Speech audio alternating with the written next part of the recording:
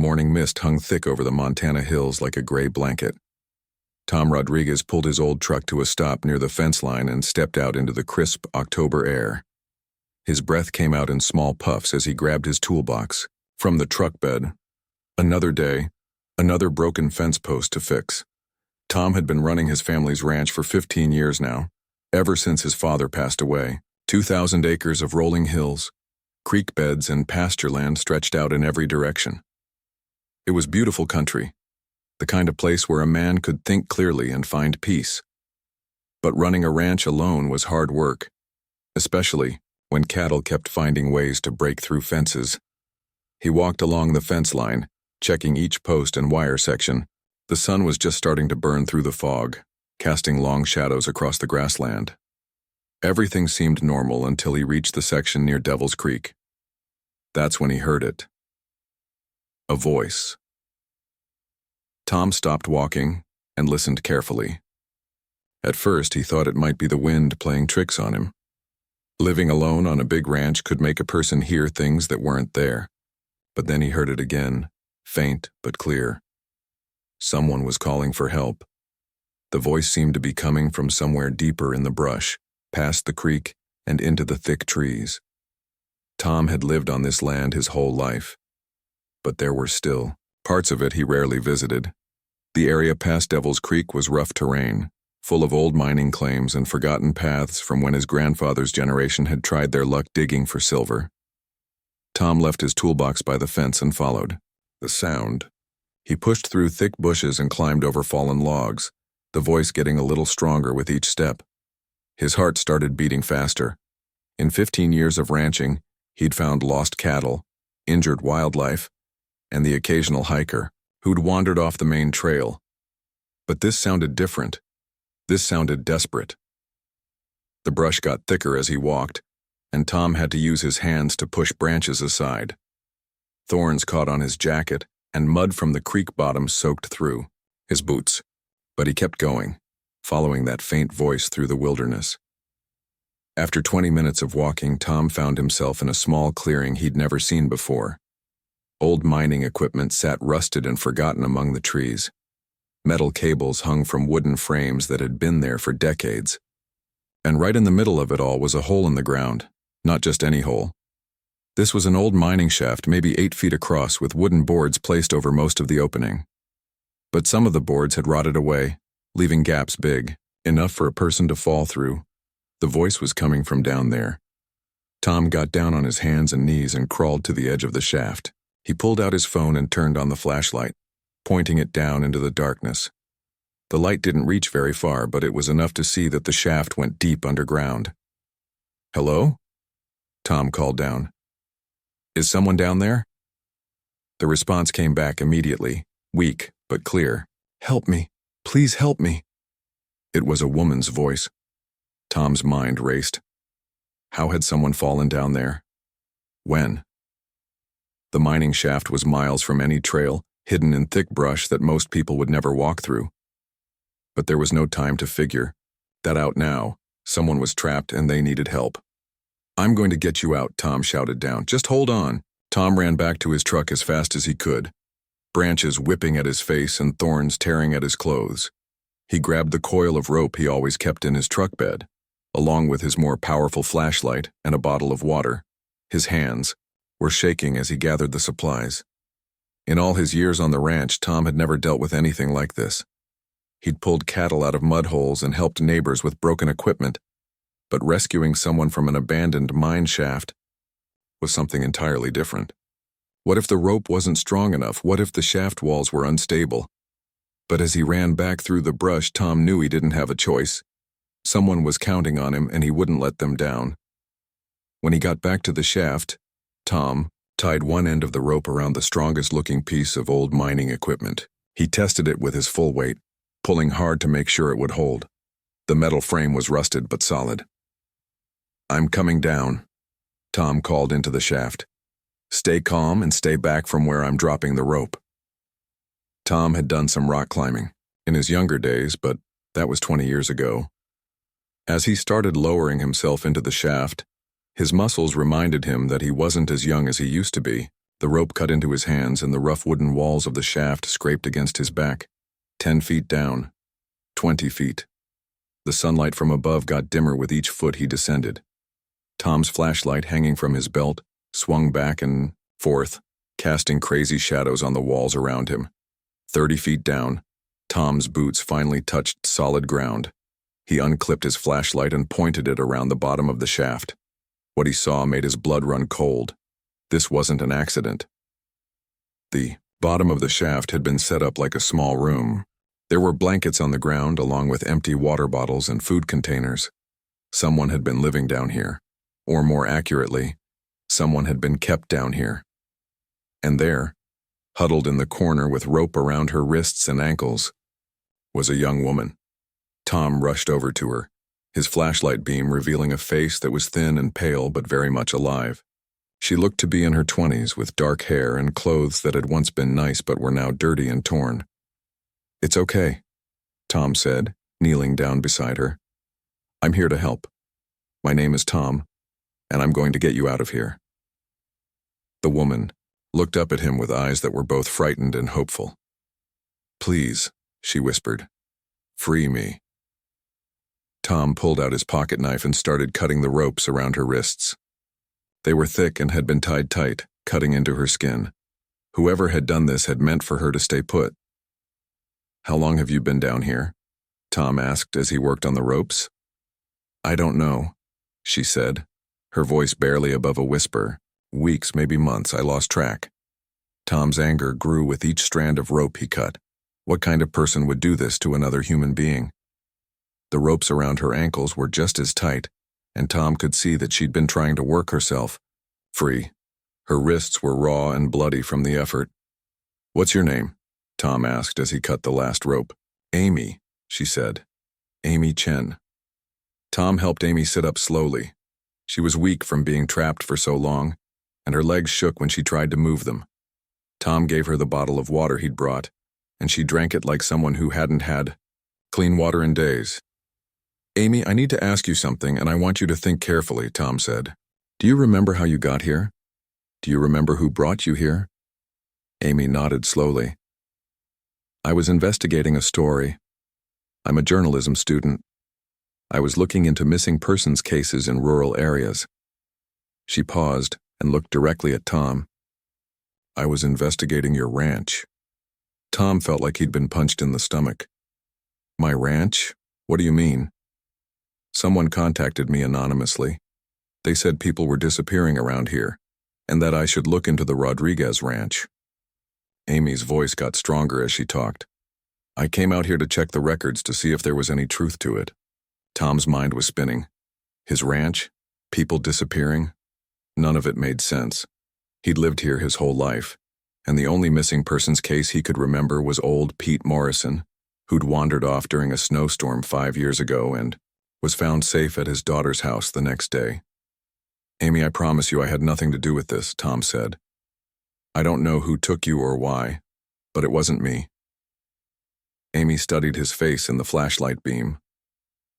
"I believe you," she said finally. "The person who brought me here, he knew things about your ranch, about your daily routine, but something about the way he talked, it didn't sound like he owned the place." A chill ran down Tom's spine. Someone else knew his ranch well enough to know his daily routine. Someone had been watching him, learning his patterns, using his land for something terrible. "We need to get you out of here," Tom said. "Can you climb if I help you?" Amy tried to stand, but her legs were too weak. Months of being trapped in the shaft had left her barely able to walk, let alone climb 30 feet of rope. "I'll have to carry you up," Tom said. "It's not going to be easy, but I think I can do it." Tom had Amy wrap her arms around his neck and hold on tight. Then he clipped his safety line to both of them and started the long climb back to the surface.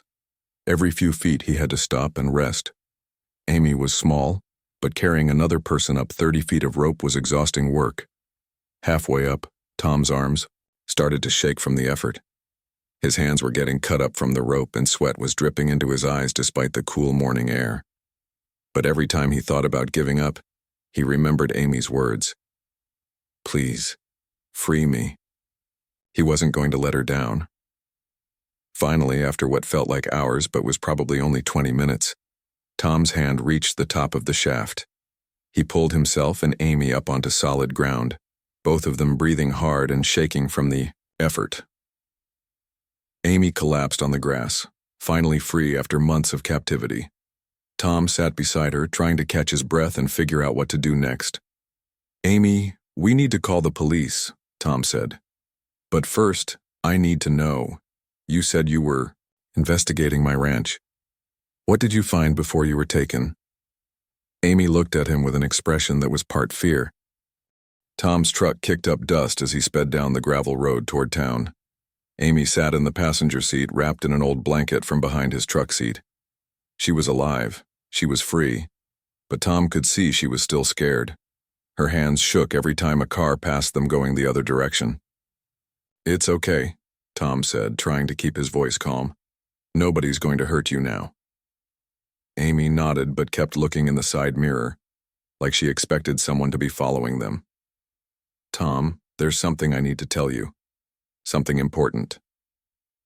"What is it?" Amy took a deep breath. "I wasn't just investigating random missing persons cases. I was specifically told to look into your ranch because someone thought you might be involved." Tom's hands tightened on the steering wheel. "Involved in what?" "Human trafficking."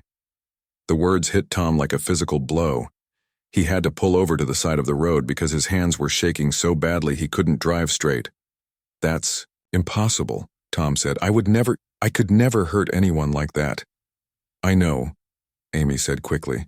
"After being trapped down there for months listening to the person who took me, I know it wasn't you." Tom tried to process what Amy was telling him. Someone had deliberately pointed her toward his ranch. Someone wanted her to investigate him. For human trafficking. But why? "Amy, who contacted you? Who gave you the tip about my ranch?" "It was anonymous. A phone call to the journalism department at my college. The caller said they had information about people disappearing around rural ranches and that I should start with the Rodriguez place in Montana." Tom felt sick. His family had owned this ranch for 3 generations. His grandfather had bought the land in the 1940s and built it up from nothing. His father had spent his whole life working to make it profitable and respectable. Now someone was using their good name as a cover for something horrible. "What did you find when you started investigating?" Tom asked. Amy reached into her jacket pocket and pulled out a small notebook. The pages were wrinkled and dirty but still readable. "I started with missing persons reports from the past 5 years. 3 people disappeared within 10 miles of your ranch." She flipped through the pages of her notebook. First was Lisa Martinez, age 23. She was driving through Montana on her way to visit family in Seattle. Her car was found abandoned on Highway 287 about 2 miles from your front gate. That was 3 years ago. Tom remembered when Lisa's car was found.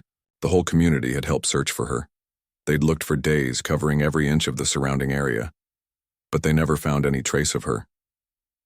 Then there was David Kim, age 19, Amy continued. He was hiking the Continental Divide Trail last summer. He called his girlfriend from the trailhead near your ranch to tell her he was running low on supplies and would need to hitchhike to the nearest town. That was the last anyone heard from him. Tom remembered David, too. The search and rescue teams had used his ranch as a staging area for their operation. They'd searched for 2 weeks but never found anything. The third was an older man named Robert Thompson, age 45. He was a truck driver who broke down on the access road that runs along your southern property line. His truck was found 3 days later, but Robert was gone. Amy closed her notebook and looked at Tom. 3 people, all disappeared near your ranch. But here's the thing that made me suspicious of you at first. In each case, you were one of the people who volunteered to help with the search efforts. Of course I helped, Tom said. When someone goes missing in my area, everybody helps. That's what neighbors do. I know that now. But from the outside looking at the pattern, it seemed strange. Like maybe you were helping with the searches to make sure you didn't get caught. Tom understood why Amy had been suspicious, but it still hurt to think that someone could believe he was capable of harming innocent people. So you came out to investigate me directly? Amy nodded. I drove out to your ranch 2 weeks ago, planning to ask you some questions, but I never made it to your front door.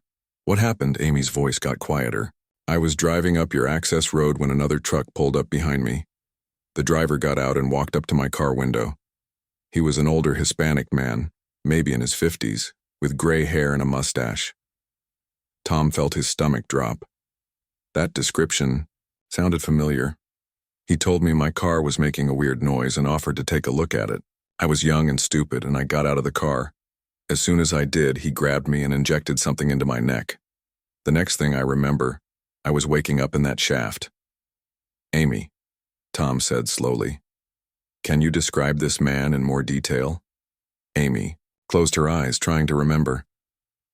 He was about your height, maybe a little shorter. He wore work clothes like he did manual labor. He had calluses on his hands and a scar on his left cheek, and he knew your name. Tom's blood ran cold. He knew exactly who Amy was describing. Did he have a tattoo on his right forearm? A small cross? Amy opened her eyes and stared at Tom. Yes. How did you know that? Tom felt like the world was spinning around him. The man Amy described was his uncle Miguel, his father's younger brother. Miguel had practically raised Tom after their parents died in a car accident when Tom was 18. Miguel had taught him how to run the ranch, how to handle the finances, how to be a man. Miguel was family. Tom, you're scaring me, Amy said. Who is it? Who took me? Tom couldn't speak for a moment. Finally, he managed to get the words out. I think it's my uncle. They sat in silence for several minutes, both trying to process what this meant. Finally, Amy spoke up. Tom, if your uncle is the one who took me, then he has access to your ranch. He knows your routines, your schedule, where you go and when. He could have been using your land for months or years without you knowing. Tom thought about all the times Miguel had volunteered to check on the remote sections of the ranch. All the times he'd offered to handle maintenance on the far pastures that Tom rarely visited. Miguel had keys to everything. He knew every acre of the property. There's more, Amy said. While I was trapped in that shaft, I heard vehicles coming and going at night. Sometimes I heard other voices, other people crying for help from somewhere else on the property. Other people? You mean there are more victims? I think so. Sometimes I could hear voices carried on the wind coming from different directions, always at night and always too far away for me to tell if they were male or female. Tom started the truck and pulled back onto the road toward town. They needed to get to the sheriff's office as fast as possible, but his mind was racing with horrible possibilities. If Miguel was using the ranch for human trafficking, how many people had he hurt? How long had this been going on? And why had someone called in an anonymous tip about Tom instead of Miguel? Amy, you said the anonymous caller specifically mentioned my name, not Miguel's. Right. They said to investigate Tom Rodriguez and the Rodriguez Ranch. They made it sound like you were the one responsible. Tom thought about this as they drove. If Miguel was the real criminal, why would someone point investigators toward Tom instead? Unless, Amy, what if the anonymous caller was Miguel? Amy looked at him in surprise. Why would he want me to investigate you? Think about it. If people started getting suspicious about the ranch, he'd want to make sure suspicion fell on me, not him. What better way to do that than to have a journalist come out here and find evidence that I was involved? Amy's eyes widened. You mean he set you up? He kidnapped me to frame you? Maybe. Or maybe he kidnapped you because your investigation was getting too close to the truth, and he needed to stop you before you figured out it was him. As they reached the outskirts of town, Tom's phone rang. The caller ID showed Miguel's name. Tom and Amy looked at each other. Tom let it ring. It rang again 5 minutes later, and again 5 minutes after that. He knows, Amy said. Somehow he knows I'm gone. Tom thought about the mining shaft where they'd found Amy. If Miguel had been keeping her there, he probably checked on her regularly. Maybe he'd already discovered that she was gone, which meant he knew someone had rescued her, which meant Tom and Amy might be in danger. Tom pressed down harder on the gas pedal. The sheriff's office was still 10 minutes away, but Miguel knew these roads better than anyone. If he wanted to stop them before they reached town, he knew exactly where to do it. Amy, I need you to call 911. Tell them we're on Highway 287 heading into town, and we need police protection. Tell them we have evidence of kidnapping and human trafficking." Amy pulled out her phone, but there was no signal. They were in one of the dead zones that existed throughout rural Montana. "No service," Amy said. Tom looked in his rearview mirror and saw a familiar truck behind them, gaining ground fast. It was Miguel's old blue Ford, the one he'd been driving for 10 years. "Hold on," Tom said, and pressed the gas pedal to the floor. The chase that followed felt like something out of a movie. Miguel's truck was older than Tom's, but Miguel knew every curve and hill on this road. He knew where Tom would have to slow down and where he could catch up. Tom's truck hit a pothole and bounced hard, throwing Amy against the passenger door. She grabbed the dashboard and held on as Tom took a sharp turn at dangerous speed. "There," Amy said, pointing ahead. "The sheriff's office." Tom could see the building in the distance, maybe 2 miles away. But Miguel was right behind them now, close enough that Tom could see his face in the rearview mirror. Sheriff Davis had been working law enforcement in Montana for 25 years, but he'd never seen anything like what Tom and Amy were describing. Human trafficking in rural Montana? A rancher's uncle running a kidnapping operation? It sounded like something from a crime TV show, not something that happened in his quiet county. But Amy's injuries were real. The rope burns on her wrists told a story that couldn't be ignored, and Tom Rodriguez was one of the most respected ranchers in the area. If Tom said his uncle was involved in something terrible, Sheriff Davis had to take it seriously. "Okay, here's what we're going to do," Sheriff Davis said after hearing their full story. "I'm calling in every available deputy plus the state police. We're going to search every inch of that ranch until we find evidence of what's been happening there." Amy sat in a chair across from the sheriff's desk, wrapped in a blanket and sipping hot coffee. Even though she was safe now, Tom could see that she was still shaken. Months of captivity had left her jumpy and nervous. "Sheriff," Amy mentioned hearing other voices at night. Tom said, "If there are other people being held on my ranch, we need to find them fast." "I understand. But I also need you to understand something, Tom. Until we know exactly what's been happening on your property, you're going to be considered a suspect too." Tom felt like he'd been slapped. "Sheriff, I rescued Amy. I brought her straight to you. Why would I do that if I was involved?" "I believe you're innocent, Tom, but I have to follow procedure. This is a federal crime we're talking about. The FBI is going to get involved, and they're going to want to question everyone who had access to that ranch." Amy spoke up from her chair. "Sheriff, Tom saved my life. The man who kidnapped me was definitely not Tom. I heard his voice for months. Tom's voice is different. Can you describe the kidnapper's voice?" Amy thought for a moment. "Older than Tom's. He had a slight accent like Spanish was his first language, and he called Tom by name when he talked to the other people who came. To the ranch? Other people?" Sheriff Davis leaned forward. "You heard other voices?"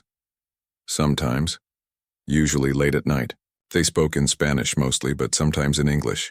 They were loading and unloading trucks, moving things around. The man who kidnapped me would talk to them about schedules and routes."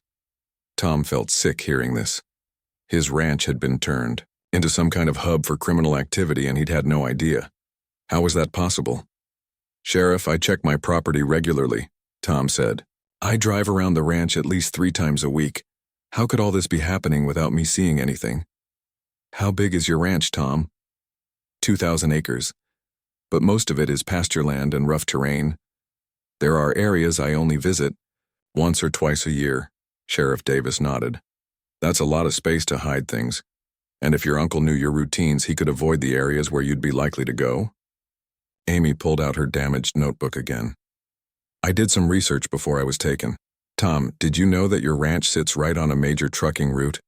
Highway 287 connects to Interstate 90, which goes all the way to Seattle. And south, it connects to roads that go to Mexico." Tom had never thought about his ranch's location in those terms. To him, it was just home. But Amy was right. The ranch was positioned perfectly for someone who wanted to move people or goods without attracting attention. "There's something else," Amy said. "While I was trapped in that mine shaft, I could hear trucks coming and going. But they never used your main driveway, Tom. They came from a different direction." What direction? North, I think. There must be another access road that connects to your property. Tom tried to think. The northern edge of his ranch bordered federal land, mostly wilderness that was rarely used except by hunters during deer season. But there had been old logging roads up there built decades ago when the timber industry was active in the area. The old logging road, Tom said. I haven't been up there in years. It's almost completely grown over. But it still connects to public roads, Sheriff Davis asked. Yeah, it connects to Forest Service Road 284, which eventually meets up with Highway 87. Sheriff Davis was already spreading a map across his desk. Show me. Tom pointed to the northern section of his ranch on the map. The logging road starts here where it meets the public road. It winds through about 5 miles of forest before it reaches my property line. And you never drive up there? Never. There's no reason to. No cattle graze up there and the terrain is too rough for equipment. Amy studied the map. That's perfect for someone running an illegal operation. They could bring trucks in and out without ever passing your house or being seen from the main road. Sheriff Davis picked up his radio. All units, this is Sheriff Davis. I need a roadblock set up on Forest Service Road 284 at the junction with Highway 87. Nobody gets through without being searched and questioned. Over the next hour, the sheriff's office turned into a command center. Deputies arrived with maps and radios. State police officers brought specialized search equipment. Even a helicopter was called in to survey the ranch from above. But Tom couldn't shake the feeling that they were too late.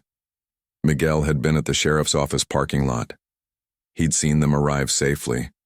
By now, he'd had hours to destroy evidence and cover his tracks. Sheriff, what if Miguel has already moved any other victims? Tom asked. Then we'll track him down. But first we need to process the crime scene where Amy was held. That mining shaft might tell us a lot about what's been happening on your ranch. Detective Lisa Park arrived from the state police with a team of forensic investigators. She was a specialist in human trafficking cases, one of the few experts in Montana who had experience with this type of crime. I've reviewed Amy's initial statement, Detective Park said. This sounds like a sophisticated operation, keeping victims in remote locations, using rural properties as waypoints, coordinating with outside groups. This isn't something your uncle could have been doing alone. Tom felt his heart sink. You mean there are other people involved? Almost certainly. Human trafficking networks are rarely one-person operations. They require coordination between kidnappers, transporters, and people who control the final destinations. Amy looked up from her coffee. Detective, I heard different voices during my time in the shaft. At least 3 or 4 different men. They spoke Spanish and English. Can you remember anything specific they said? Amy closed her eyes and concentrated. They talked about schedules, about moving packages on certain days, and they mentioned cities. Seattle was one, Los Angeles, Denver. Detective Park took notes. Classic trafficking routes. Montana is actually a common waypoint for people being moved from Canada to cities, further south. Tom couldn't believe what he was hearing. His quiet ranch, his family's peaceful legacy had been turned into part of a criminal network that stretched across multiple states. Detective, how long do you think this has been going on? Tom asked. Based on the missing persons cases Amy researched, possibly years. But we won't know for sure until we search your property thoroughly. The search began at sunrise the next day. Tom rode with Detective Park and Sheriff Davis as they drove up the overgrown logging road toward the northern section of his ranch. What they found there shocked everyone. The road wasn't as overgrown as Tom had thought. Someone had been maintaining it, cutting back branches and filling in potholes. Fresh tire tracks were visible in the muddy sections. This road has been used recently, Detective Park observed. Within the last few days, I'd say. They followed the tracks for 3 miles before they reached a cleared area that Tom had never seen before. Someone had cut down trees and leveled the ground to create a staging area big enough for several large trucks. Tom, did you authorize this clearing? Sheriff Davis asked. No, I had no idea this was here. They got out of the vehicles and walked around the cleared area. There were tire marks everywhere, indicating that many different vehicles had used this spot. There were also the remains of several campfires and scattered trash. but most disturbing were the pieces of clothing and personal belongings scattered around the area. A woman's shoe, a child's backpack, a wallet with no identification left inside. "This is where they brought people," Detective Park said grimly. "This is where they decided who went where." Amy, who had insisted on coming along despite her trauma, pointed toward a cluster of old mine buildings in the distance. "I think I heard voices coming from that direction sometimes."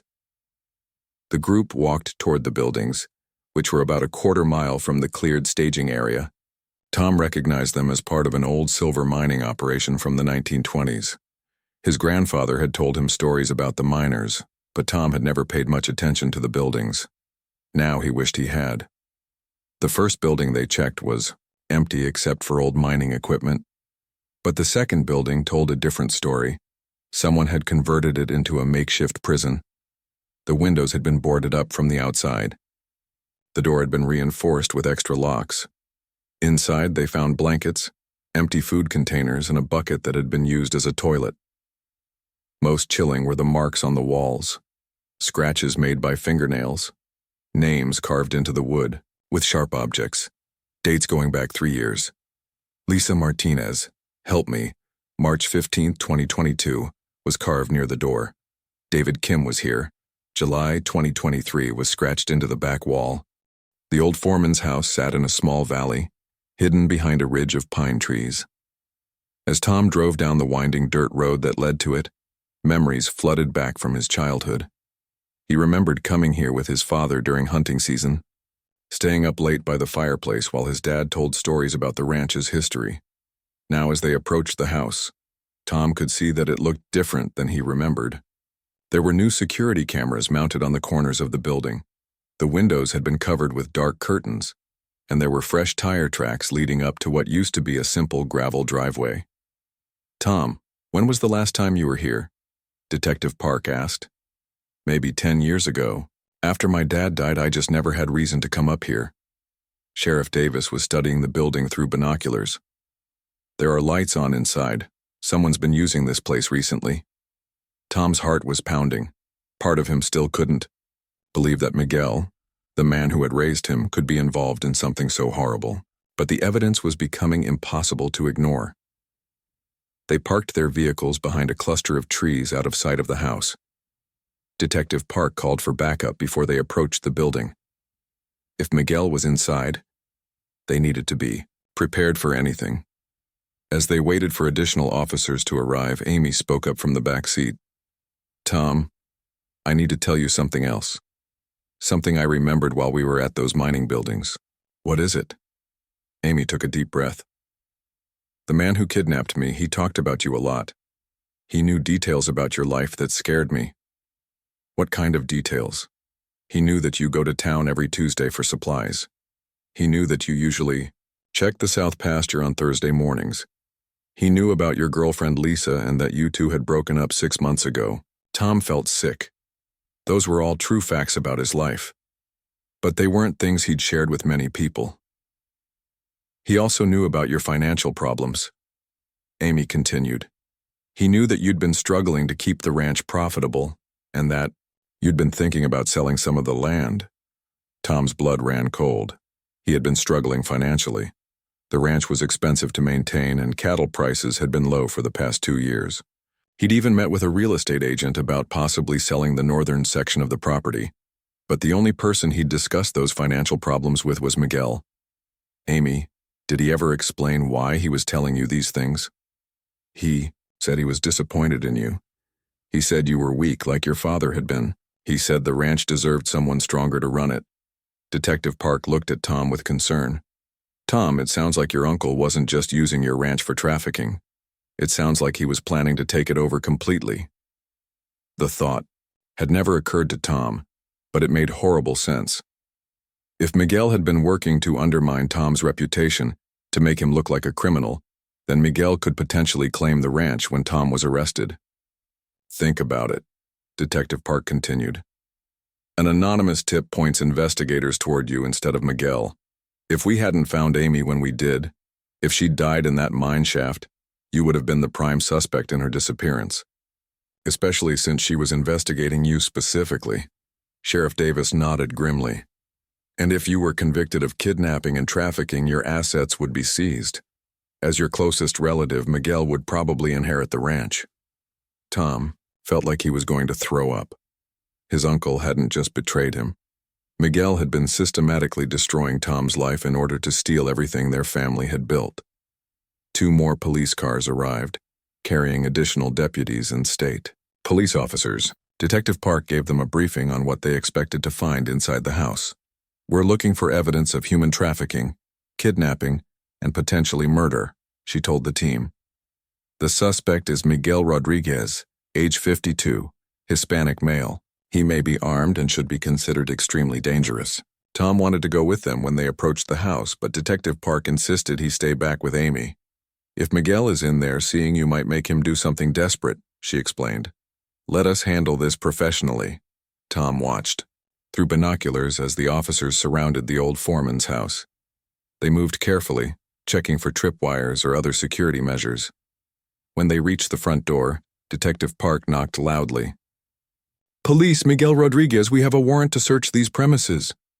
There was no response from inside the house. After waiting 30 seconds, the officers broke down the front door and entered the building. What they found inside was worse than anyone had imagined. The house had been converted into a sophisticated criminal headquarters. The living room contained multiple computers, communication equipment, and detailed maps showing trafficking routes across the western United States. File cabinets held records of dozens of victims, including photographs and personal information. But most disturbing was what they found in the basement. Miguel had built a series of holding cells down there, each one barely large enough for a person to lie down. The cells were equipped with chains and restraints. There was a medical station where victims could be treated for injuries or sedated for transport. And there was evidence that the operation was much larger than just Miguel. Financial records showed payments to and from criminal organizations in multiple states. Phone logs revealed regular contact with traffickers in Seattle, Denver, and Los Angeles. There were even connections to international networks that moved people across the Canadian border. Detective Park came back to the car with a grim expression. Tom, your uncle has been running one of the largest trafficking operations the FBI has ever seen in this region. We're talking about hundreds of victims over the past decade. Amy started crying again. All those people, all those families who never knew what happened to their loved ones. Tom felt overwhelmed by the scope of what Miguel had done. Detective, where is Miguel now? Was he in the house? No, but it looks like he left in a hurry. There are still warm coffee cups on the kitchen counter, and one of the computers was left running. He can't have been gone for more than a few hours. Sheriff Davis joined them, carrying a box of evidence. Tom, we found something you need to see. He handed Tom a folder filled with documents. The first page was a fake will, supposedly signed by Tom, leaving the entire ranch to Miguel in the event of Tom's death or imprisonment. The second page was even more shocking. It was a detailed plan for framing Tom for the trafficking operation. Miguel had been collecting evidence for months that would make Tom look guilty. Fake receipts showing Tom purchasing supplies for the holding cells, forged bank records showing mysterious payments into Tom's accounts. He was going to destroy your life and take everything you owned, Sheriff Davis said. Tom flipped through more pages and found something that made his hands shake with rage. There were photos of him taken with a long-range camera. Pictures of him going about his daily routine, completely unaware that he was being watched and documented. But the worst discovery was a letter Miguel had written, apparently planning to mail it anonymously to the FBI. The letter claimed that Tom had been threatening Miguel, forcing him to help with the trafficking operation. It painted Miguel as a victim who had been too scared to report Tom's crimes. He thought of everything, Detective Park said. If his plan had worked, you would have gone to prison for life, and he would have walked away as the grieving uncle who inherited a successful ranch. Amy looked at the documents with horror. Tom, this means my kidnapping wasn't random. He specifically lured me here to investigate you because he knew I would find suspicious things and build a case against you. Tom realized that Amy was right. Miguel had probably been preparing evidence for months, waiting for the right opportunity to spring his trap. Amy's investigation had given him the perfect chance to frame Tom and take over the ranch. But there was still one thing Tom didn't understand. Detective, if Miguel had this all planned out, why did he keep Amy alive? Why didn't he just kill her and let me take the blame for her murder? Detective Park studied the documents more carefully. I think he was going to. Look at this. She showed Tom a calendar that had been hanging on the wall in Miguel's command center. Several dates were circled in red, with notes written beside them. November 15th, final delivery. One note read, November 20th, clean up loose ends. November 25th, Tom's arrest. Today was November 18th. He was going to murder Amy and probably several other victims in just a few days, Detective Park explained. Then he was going to call in an anonymous tip about where to find the bodies. When police searched your ranch, they would have found all the evidence Miguel had been planting. Tom felt sick thinking about how close Miguel had come to succeeding. If Amy hadn't escaped when she did, if Tom hadn't heard her voice that morning, everything would have gone according to Miguel's plan. But there was still one crucial question that needed an answer. Where is Miguel now? Detective Park's radio crackled with an update from the FBI agents who were coordinating the search. All units be advised that Miguel Rodriguez was spotted 2 hours ago at a gas station near the Canadian border. He appears to be driving a stolen vehicle and may be attempting to flee the country. The courtroom was packed with reporters, victim families, and law enforcement officers when Miguel Rodriguez was brought in for sentencing. Tom sat in the front row, still struggling to reconcile the man in orange prison clothes with the uncle, who had taught him how to ride horses and fix fence posts. It had been 8 months since Amy's rescue, 8 months of investigations, trials, and revelations that seemed to get worse with each passing day. The FBI had uncovered a trafficking network that stretched across 12 states and involved more than 300 victims over a 10-year period. Miguel hadn't acted alone. The investigation had led to the arrest of 43 other people involved in the network: truck drivers who transported victims between states, corrupt officials who provided false documents, business owners who used trafficked people as unpaid labor. But Miguel had been the mastermind, the coordinator who made it all possible. Amy sat beside Tom in the courtroom. She looked healthier now, having gained back the weight she'd lost during her months in captivity. She'd testified bravely during Miguel's trial, describing in detail what she'd experienced and what she'd learned about the trafficking operation. Her testimony had helped convict not just Miguel, but several other key figures in the network. The defendant will rise for sentencing, Judge Harrison said. Miguel stood up slowly. He looked older than his 52 years, worn down by months in jail and the weight of his crimes being exposed. He still hadn't looked at Tom since being arrested. Judge Harrison had presided over criminal cases for 20 years. But even she seemed shaken by the scope of Miguel's crimes. Miguel Rodriguez, you have been found guilty of human trafficking, kidnapping, conspiracy, racketeering, and accessory to murder. The evidence presented in this case shows that you operated one of the most sophisticated and cruel criminal enterprises this state has ever seen. Tom listened as the judge detailed Miguel's crimes. The murder charge came from the discovery of 3 bodies buried on the ranch property, victims who had been killed when they tried to escape or became too sick to be profitable. You exploited your nephew's trust and love to facilitate unspeakable crimes against innocent people. You turned a family ranch into a hub for human misery, and you showed no remorse, even planning to frame your own nephew for your crimes. Miguel finally spoke, his voice barely audible. Your Honor, I would like to make a statement. Judge Harrison nodded. You may proceed. Miguel turned slightly toward Tom for the first time since his arrest. Tom, I know you won't forgive me. I don't expect you to. But I want you to know that everything I did was to save the ranch. Tom felt anger rising in his chest. Even now, Miguel was trying to justify the unjustifiable. The ranch was failing, Miguel continued. Your father was a good man, but he wasn't a businessman. When he died, you inherited all his debts. I saw an opportunity to make money, to save the family land. By hurting innocent people, Tom said loudly, unable to contain himself. Judge Harrison called for order, but Miguel continued. It started small, just helping move some people who wanted to cross the border. But then it grew bigger and I couldn't stop. The money was too good.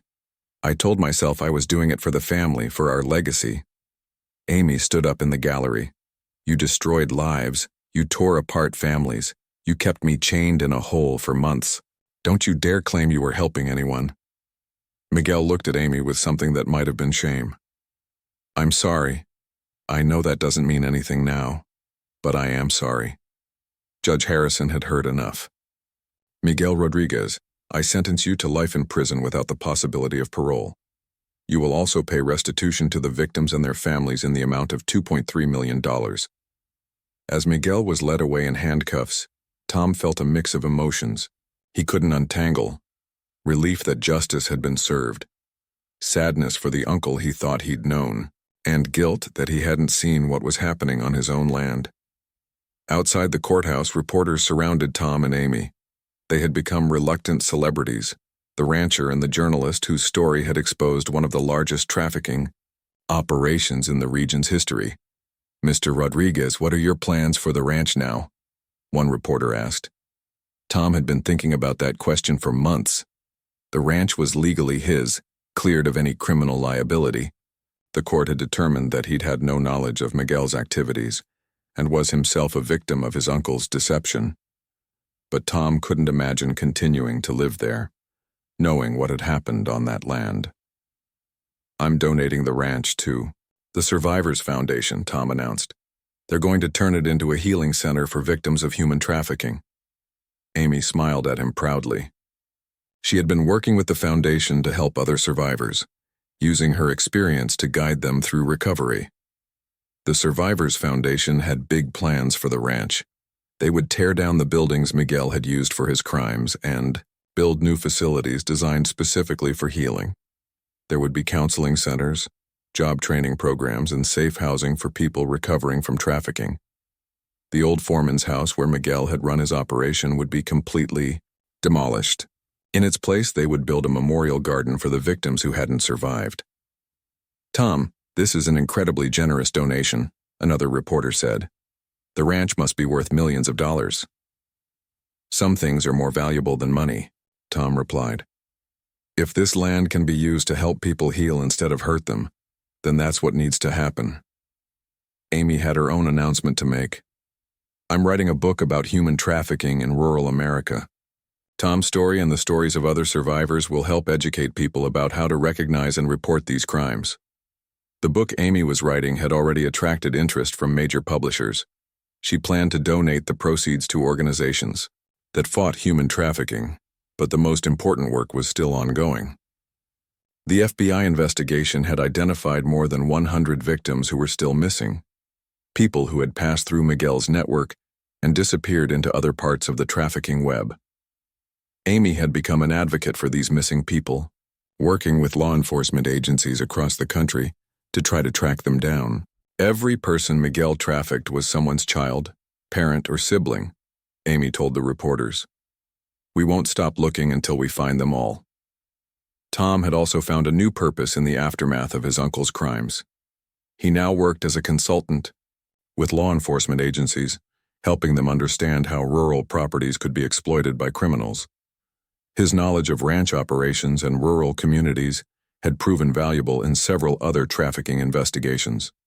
Tom could spot signs that other people might miss: unexplained vehicle activity, unusual modifications to buildings, changes in land use patterns. I lived with a trafficking operation for years without recognizing it, Tom explained to the reporters. If my experience can help other people identify these crimes sooner, then something good will come from this tragedy. 3 months later, Tom stood in the same valley where the old foreman's house had been. The building was gone now, replaced by freshly planted trees and a small memorial stone. Construction workers were busy building the new Survivor Center, a modern facility designed to feel safe and welcoming rather than institutional. The architects had incorporated lots of natural light and outdoor spaces, creating an environment that would help people heal from trauma. Amy joined Tom at the memorial stone. She had been coming to the ranch regularly as part of her work with the foundation. How are you doing? She asked. Tom considered the question.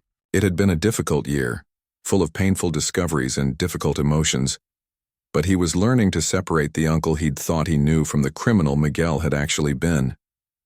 Better, Tom said honestly. I still have nightmares, sometimes, but seeing this place being transformed into something positive helps. Amy nodded. She still had nightmares too. Memories of her months in captivity that would probably never completely fade. But she had found purpose in helping other survivors and working to prevent future crimes. Tom, I wanted to thank you again for saving my life, but also for everything you've done since then. You don't need to thank me, Amy. We're in this together. They stood in comfortable silence, watching the construction workers building something hopeful on land that had once been used for terrible purposes. The first survivors would arrive at the center in 6 months. People who had been through experiences similar to Amy's would come here to recover, to learn new skills and to reclaim their lives. Some of them were people who had actually been trafficked through Miguel's network. The FBI had managed to locate and rescue 47 victims who were still alive, bringing them home to families who had given up hope. Others were survivors from different trafficking operations around the country. The ranch would serve people from across the region, offering long-term support that was rarely available elsewhere. Dr. Patricia Williams, who directed the Survivors Foundation, had told Tom and Amy that the ranch represented something unique in anti-trafficking work. Most programs focus on immediate rescue and short-term support, Dr. Williams had explained. But recovery from trafficking trauma takes years. Having a place where people can stay long-term, where they can heal at their own pace, that's revolutionary. Tom had stayed involved with the project, serving